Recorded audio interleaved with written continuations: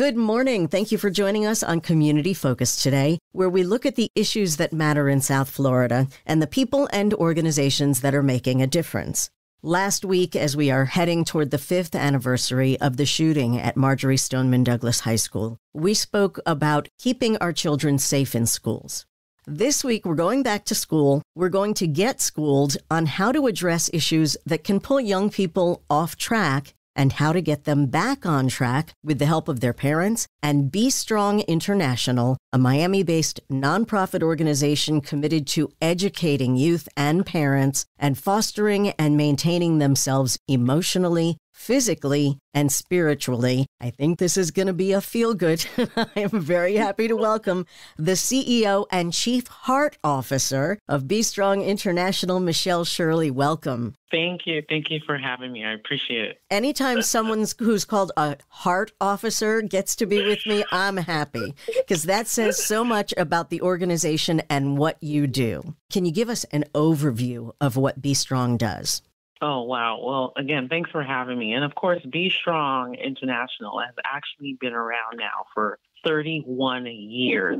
Amazing. So that's the first thing. We have just done incredible work within Miami-Dade and Broward County. And what we do is we provide heart skills. We want young people, we want parents, we want married couples, and we want the community to be whole. And so our mission is to move individuals and families from brokenness to wholeness. And we do that all through healthy relationship education, what we've coined as heart skills. So when you're talking to young people, how do they navigate through their relationships? How can they recognize what a toxic relationship even looks like? What is love to them? What does that look and feel like? And so we go through that as adults through trial and error, but it's dangerous when young people are experimenting with their feelings and their emotions in a way that could really lead to some serious consequences that later on they don't want to be a part of, or they realize they've done some things that weren't so great. And so we do that there with the young people. And then we have a division basically really just for parents where we're saying to parents, hey, you know what? You are the most influential person in your child's life. Forget about Beyonce right now. Put Maroon 5 on hold. We really believe that if we can empower and equip parents to understand how important their voice is in their child's heart and mind, their relationship can go a long way, and they can deter that child from getting into some really risky behaviors very early. So everything from how to raise responsible children, how to raise confident children, how to raise resilient children, how to talk to your teens about avoiding risky behaviors. That's all part of what we do, and the parents really love it. And then we have our marriage program where we are hoping that couples will want to take the challenge of going through an 8-week course where they learn how to increase intimacy and they learn effective communication and they learn about fighting fair and all these wonderful things. And so they have a date night through our program. They get to attend a graduation ceremony. But most importantly, we see the need for community, right? How can a married couple not feel alone when they're going through certain things? And so our cohorts help to build community. And we're really excited about the results that we've seen with the married couples that come through our program. And of course, we do community work. So we're all about reaching back, helping organizations, helping corporate entities learn what it means to have a healthy dialogue in the workplace. Or if it's a community effort, how do we bring communities together? How do we bring other nonprofits together? How do we learn and share stories that allow us to connect? And we do that through our most recent game that we released called Social Yaks, and they can find that online. So there's a lot we do. I'm just covering some of the programs in a nutshell, but there's a lot, yeah. Well, everything you said to me is magical. I have often thought about how ironic it is that the most important job in the world we get no training for, and that's being a parent. Yeah. We have to have a license to drive. We have to have a license to get married, but we don't need a license to have children or to parent them. And, so there are books out there, but there are different philosophies. And to have educated people who really invest their time in teaching parents and to have parents who are willing to invest their time in learning can make such a difference for the children. And when you talk about the married couples in a country where 2/3 of marriages almost end up in divorce, and then they get remarried and redivorced, and, it's this ongoing cycle. Everything you've said about communication, about how to face the challenges, and how to seek support from those around you, those are such key elements of getting through life that nobody really teaches us. You know, it's not part of the school curriculum. So thank you for that. Yeah, it's true. It's true. And you've hit your nail right on the head. It's spot on. I mean, we are made to connect to one another.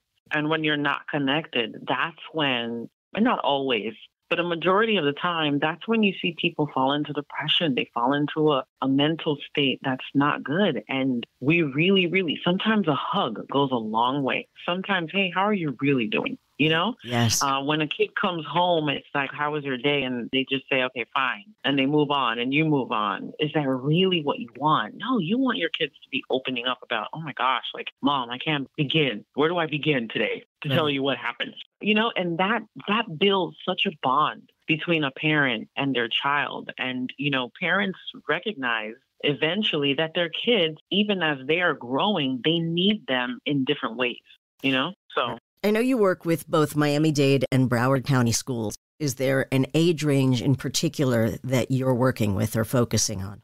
So we're focusing on middle school and high schools. We even do some alternative education schools as well. We serve private schools, we serve charter schools, but that's pretty much the age range, middle and high school. We've done some college events here and there when colleges want us to come in and speak to incoming freshmen as well about some relationship stuff. Yeah. Yeah, that's a major change in people's lives. And so many freshmen, you talk about the freshmen 15 or 20, that's just the physical part. That's not talking about the emotional head games that we can play with ourselves in a new environment with the pressure to succeed and all new people around you. So yeah, life is complicated. It is. And it's complicated when you're still 17, 18. You know, the brain hasn't fully developed to make all of the right decisions at that time. And so if we can be the voice of reason to young people and say, hey, think about this, think about what it is that you want in a future relationship. And it doesn't even have to always be romantic. You know, what kind of friends are you choosing? How are you a great friend? What do you look for when you're choosing a friend? Right? Right. Things that we don't think about. We just say, hey, nice to meet you. Hey, and oh, this seems cool. And then later on, you're like, I don't get down with that. Like, that's not my thing, you know? Yeah, because it's as hard to break up a friendship as it is to break up a romantic relationship. And it's really powerful what you're talking about, this being Teen Dating Violence Awareness Month, when you started talking about toxic relationships and things that teenagers can get into because they don't have the experience. And unless they have that open communication with their parents to teach them, where are they learning it? From television? I can go on about that, but let's stick with Be Strong International. Your staff obviously has to be trained and skilled to do this. What is the background of the people who are working with you? It's funny you should ask that.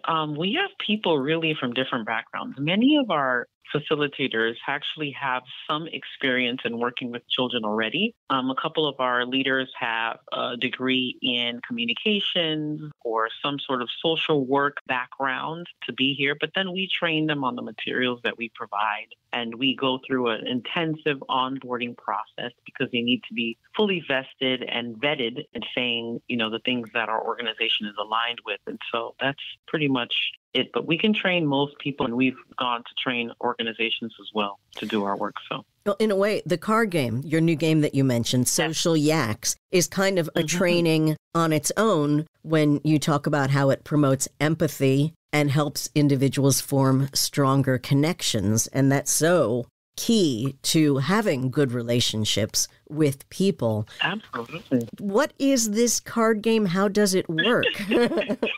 I know, right? And to give a little backdrop about the card game, you know, in 2020, when so much divide was happening in our country, we were there kind of watching what was happening on the news, and we wanted to figure out a way, like, how can we be even more impactful in our work? And so we brought police officers together. We brought victims of gun violence together. We brought teachers. We brought students together, people from different religions, people from different ethnic backgrounds. And we started to experiment really with having these people at different dinners and just having a conversation about what these differences are and how is this hindering us from being a loving, generous, giving, caring, empathetic society. And what we found out at the core was that people really didn't take the time to understand people's point of view. And so that's how the Social Yaks game sort of came about, where we realized if we asked people questions and then we started to strategically go a little deeper, people really begin to open up, even to tears sometimes, and compassion becomes evident, and people become engaged, and people start to realize, oh, I would have never expected looking at you that would be your story. You know, you came to the dinner and you were well-dressed or you seemed very strong, and yet by the third level of the game, they're a bit emotional about certain things because the game was able to pull that out.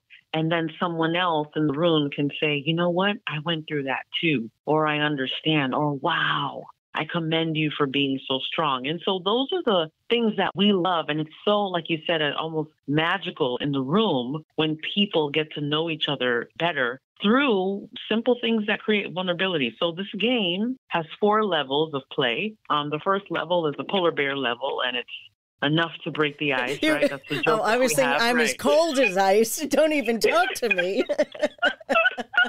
Right. And we've done some groups where it's like, okay, we'll play this level a couple of rounds, right? Because they may not be used to just sharing certain basic things. So that's how we get started. And then it moves over to level 2, which is our yak level, where it's about getting a little bit more social and learning a little bit more about each other. And then we start to go deeper with level 3 and 4, where you're digging deeper with some questions. Vulnerability really, really becomes present. And on the last level, which is really unique, the question is asked by the player, but people around or in that group answer the question for that player. Wow. So the player kind of gets to receive some encouragement. You know, it's a science behind it, right? You've opened up yourself. You've become vulnerable. And then you kind of need to close that lid, make sure that person's okay. Can they walk away with some encouragement and some empowerment to keep going? And that's what's really unique about the OWL level. It's like that wisdom level that the players get to share. Yeah. So we would definitely love support on this. You know, we are a nonprofit, being creative and innovative about how we allow people to explore relationships with one another. And so that's the game. Can you get the game at your website? Absolutely. Our game is on our website at BeStrongIntl.org. They can also find the game on Amazon and Etsy. And are there instructions that come with how to create a safe space within that environment? And who are the people you should be doing this with? You know, some people may feel more comfortable opening themselves up to complete strangers than the people they know best. What's the recommendation on that? There's no limits to the game. We realized that as we tested, because we went through quite a bit of testing and retesting and questions and all of that, we realized that even when we go to corporations and we play this game, there's the same level of vulnerability eventually. Why? Because the game strategically opens you up. It's not like, okay, just tell me about, you know, a situation that embarrassed, you know, you were embarrassed. You know, it doesn't go straight to that. And so I think it's strategic in how it does it. And you can play it anywhere. People have played it on road trips. People have played it with strangers, you know, maybe in like a coffee shop. And people have played it even as a workplace. Part of our onboarding is that we have new team members. When they join, we play a game, right? We want to get to know this person that comes on. So it's been pretty fun, and there's no real harm in it that we've seen. I do think that, you know, if you play the game properly and you end with the OWL level, it's really solidifies, you know, the purpose of the game, which is to empower and to encourage and to be empathetic with one another. So I'm just imagining how much thought had to have gone into this in preparing it exactly so to allow people that space to open themselves a little bit at a time and become more and more comfortable. When you're going through the schools, how do you bring the program into the schools? So they have us come in and speak. We are approved to go into Miami-Dade and Broward County schools. And so they'll have us, the principal or the counselor reaches out to us. And then we're assigned to a couple of classrooms to be able to share the information directly with the kids. And then we'd like to do sort of like a whole community follow-up where we can come in later on and do the parent workshops, offer the married component to those parents as well. So we try to do a little bit of like a wraparound within that school that we're serving all of the services so that everyone's having a conversation about relationship building. But that's pretty much how we get in, through principals, through counselors. If a teacher wants to reach out, they can find us online. And if someone is married and having some troubles and they want to get your support for their marriage, again, can they hire you or use your services? Are they free? How does that work? So it is free. We do it in group sessions. So if they're part of their own community group and they know a couple of couples and they want to get them together, we can do that definitely with them. We've visited churches. We've had couples come and they're part of our individual cohort. It doesn't matter where they're from. They just need to go to our website and there is an interest form on whichever program that they're interested in, and we will be able to follow up with them and let them know when is the next time that they can join the next cohort. And that, again, is Be Strong Intl.org for Be Strong International. We are speaking with the CEO and Chief Heart Officer, Michelle Shirley. Tell me about your Hearts in Rhythm charity event on April 27th. We are excited about this event. As I mentioned, we are celebrating 31 years of service to the community. And so this is a time where we ask the community to pour into us, to support us. We have amazing honorees this year that are part of this event, from FP&L to Miami-Dade County representatives, someone from Univision, Amazon. And so we are looking for sponsors to be a part of this event where they can show that they are vested in community organizations like ours. And we just want to have a great time that night and celebrate all of the things that Be Strong has accomplished in 31 years. And so our reception sponsor is South State Bank, and the list goes on and on of sponsors that are coming to the table. So we're excited about that. So please purchase your tickets online or support us by becoming a company sponsor. And again, that's BeStrongIntl.org. And they can go to our events page and see our Hearts in Rhythm charity event page there. Love it. I'm so in line with everything you're talking about. I just thank you for putting your heart and soul into this work, and the people who work with you, and the thousands of young people that you've positively impacted, families and partners. Again, it's BeStrongIntl.org for Be Strong International. Michelle Shirley, CEO and Chief Heart Officer. Did you want to leave a few words with our audience? Sure. I always say we have a journal as well that we released about 2 years back. And one of the quotes I love in the journal, it says, "It's never too late to start over again." And so someone may be listening. They may be in a relationship. They might have just come out of a relationship. And wherever your mind space is, just think about the fact that you're alive, you're breathing, you're going through some things right now, but just know it's never too late to say, you know what, I'm going to change my current situation as best as I know how, and to find the resources to do that. That's what life is about. It's about getting up again. It's about finding the courage to keep going, even in the midst of the greatest adversities. I always like to encourage people because people are going through really rough times, and sometimes they just need that encouragement and that hope that they can start over again. Well, thank you for that. And it's always good to know that there's someone out there who's ready to listen, and will do it for free. Yeah. Mm-hmm. It's important. It is really important that people have someone to turn to who knows how to help. And that's what Be Strong International is all about. Thank you so much, Michelle. Fantastic to talk to you, and we'll speak again in not too long. Awesome. Thank you, Ellen.